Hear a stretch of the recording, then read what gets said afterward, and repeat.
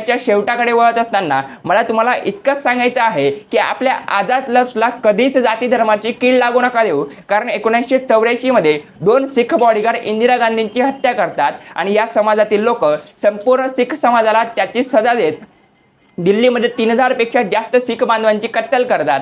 तेव्हा इतर सर्व धर्मीय लोकांची लफ्जे गुलाम झालेली असतात। मग असंच 1993 मध्ये काश्मीरी पंडितांसोबत घडतं, तेव्हा फक्त हिंदू समाजातील लोकांचे लफ्ज आझाद असतात। त्यानंतर 2002 मध्ये मग हेच मुस्लिम बांधवांसोबत घडतं आणि त्यानंतर आत्ताच 2023 मध्ये मणिपूरमध्ये ईसाई धर्मियांसोबत अशा घटना घडतात। जर 1984 मध्येच आपण जात धर्म पात विसरून फक्त माणूस म्हणून आपले लफ्ज आझाद केले असते तर कदाचित या पुढच्या घटना घडल्या नसता। आजही बांगलादेशमध्ये हिंदूंच्या विरोधात होणाऱ्या अत्याचाराला तुम्हाला, मला आणि आपल्या सगळ्यांना आपले लफ्ज माणूस म्हणून आझाद करण्याची गरज आहे। आझाद कराल एवढाच माफक आशावाद व्यक्त करतो। शेवटी